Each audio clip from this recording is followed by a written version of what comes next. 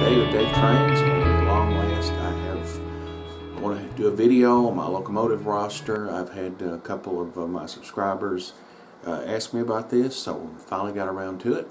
So without further ado, let's get started.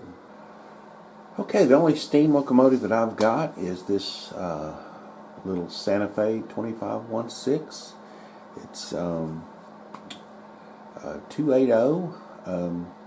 It's not L&N. I won this at Cousin Vinny's giveaway last year, or year before last rather, and I sent this off and had a decoder put in it. I enjoy this locomotive. I never thought about having steam. Probably wouldn't, because if something tore up with those little gears and driving pulleys, I would probably couldn't be able to fix them.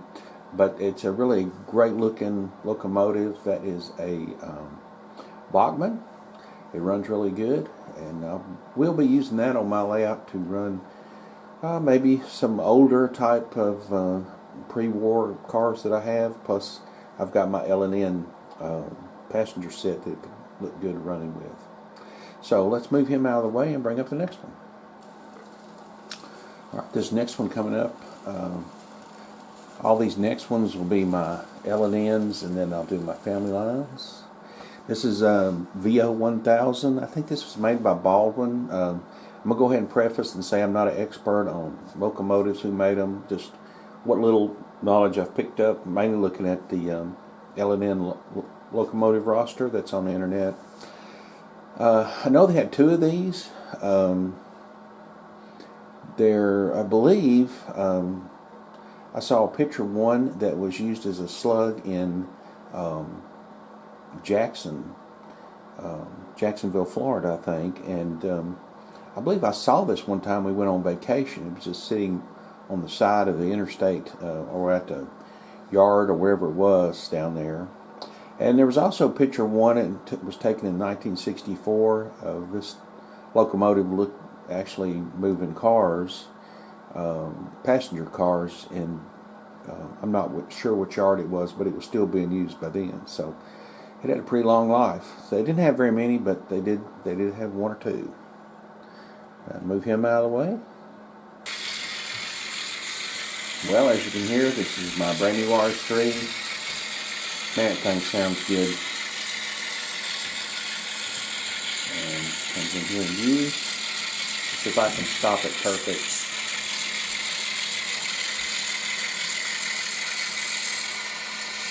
Almost. Alright, so I have two locomotives with sound. This is one. I just got this. Took about 2 years from Atlas. Got it from Pfeiffer Hobby. Runs really good. It's got great sound. I still don't know why this. I have to use my phone to operate this, and I can't really change the locomotive number on it to the 105. I'm having to use 03, so I'm not quite sure why that's the case. But anyway, it's a good locomotive. The L&N had quite a few of these. I read somewhere that they had a lot of these, mainly to haul coal and just basically just warm out. They use them so much.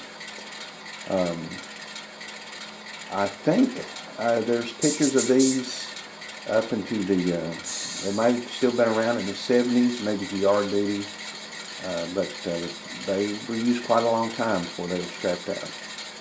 So let's move him out of the way and bring the next one. Okay, the next one coming up is a GP9. This is an old locomotive. I think these were brought out in 96. I'm not quite sure. This is another Atlas locomotive. Come on. These were not DCC ready, but Digitrax does make a very simple decoder that you can install in these. This runs really good. It has this stutters, start and stop. Not really stop, but pick up speed and drop back. I have two of these. The other one is, if you look at an old video, it's really noisy, and I had to remove one of the bearings, and it helped it a lot. But they're good runners. I've used them a lot. Here again, this was another locomotive that L&N had quite a few of. And these ran for a long time, even up until late 70s, early 80s. So got that one, and I don't know if I said that's an Atlas product too. So we'll move him out of the way. All right, this next one coming up is Alco C420. These in real life were, I think, purchased. I'm not sure they were acquired from Monon. The L&N I don't think liked high nose locomotives very well. They didn't have very many of these C420s. Again, this is an Atlas product. This is a great looking and a great running locomotive. It's pretty much flawless. I like the look of it on the front end, the nose, the yellow nose on that locomotive. It looks really nice. Alright, so we'll move this one out of the way. Okay, so this is an Alco C628. I'm not sure if I said the 318 was a 628. It was a C420. This is the C628. L&N had a few of these, not many. This is an Atlas locomotive, runs pretty good. A little bit loud, but not overly. It's a great puller. It will pull a long train. It's pretty smooth operating. I think I bought this new from Lombard Hobbies, if I remember correctly. Okay, so we'll move him out of the way. Alright, the next locomotive is the 35. I've got two of these. I'd have to say these are my favorite locomotives. I like to look at them. Both are running really good. My other unit that I have, I got these off of eBay. The other one I have, I don't know what somebody did to it, but it's the strongest puller I've got, but it's just really fast and has really bright lights, so I'm not quite sure why it does that, but it works real good. But I like this style. I actually have another one, 1201, that's basically using for parts.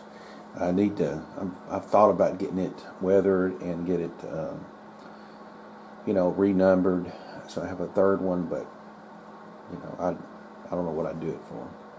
But anyway, this Atlas product runs real well. I like it very much. It's an SD35, so we'll move him up. Okay, the next locomotive coming up is an Arnold engine. I got these off of eBay, and I really love these engines. I have two of them, and I got these off eBay for like $35. It was a heck of a deal. But I had to get my local hobby shop to change the couplers out and to put in the decoder. It has a Digitrax decoder, and let me move the camera. This is a beautiful locomotive. This is the light blue paint scheme that L&N had for a while. Excuse me.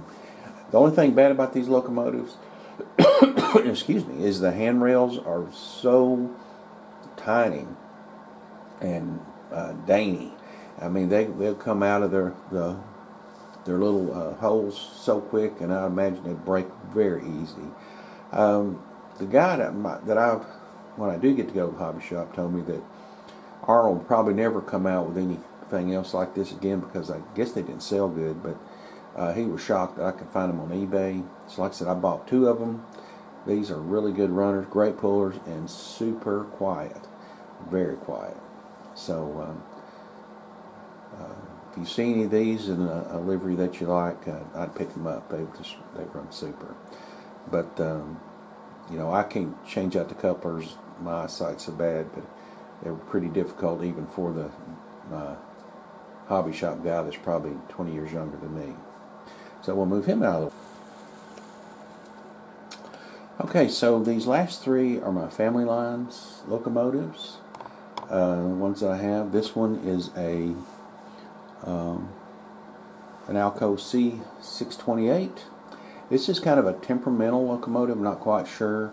Sometimes you can put it on the track, and even without entering the decoder, it starts running by itself, and it won't stop until you put the decoder number in.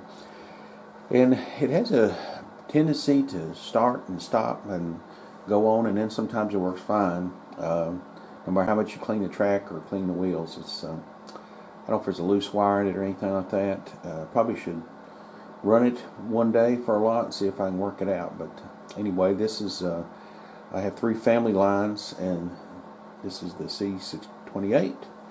I just have one of those, so let me get him out of the way. This next locomotive I've got is a B23-7. That's a GE locomotive. This is my temperamental locomotive that has sound that will start and stop, especially when it goes over points for no reason. You can clean the track. I've done everything, but it just tends to stop. It may stop here, but it looks like it's not, and I guess that's because I'm filming it. This is a Digitrack sound decoder that my hobby shop put in for me. He didn't do it. There was somebody else in the area that I guess had to grind the frame down. I've never really opened it up to look at it. I am going to have to send it off and have somebody take another look. I don't know if the speaker's not big enough or if the decoder the sound decoder is not high quality.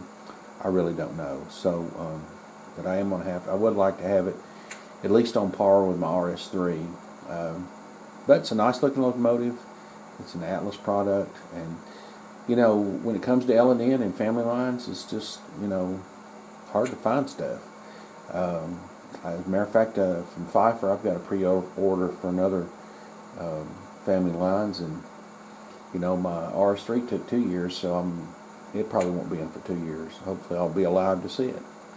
Okay, so anyone, I'll move him out of the way.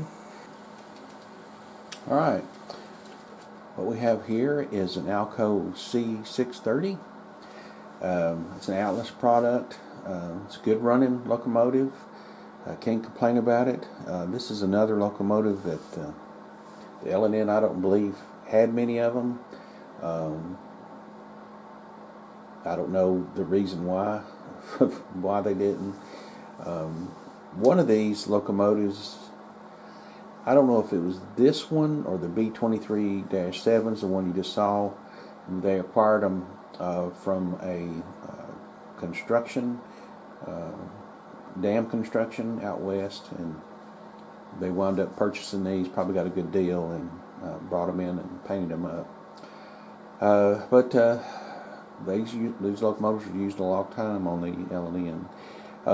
All the family lines locomotives, the biggest complaint that I have on all of them is the lights, and maybe they're made to scale, but they're very, very small. I mean, they're just very tiny. You can barely see the light in them, and I wish there was a little bit bigger than that, but like I said, it may be made to scale, so who knows. So anyway, let me turn this off and get back in front of the camera. That's the roster. Hope you enjoyed it. As always, if you liked the video, give it a thumbs up. If you want to follow along on my little N-scale journey, hey, give me hit that subscribe button. As always, I appreciate you watching. Hope you have a great week. We'll talk to you later. Bye-bye.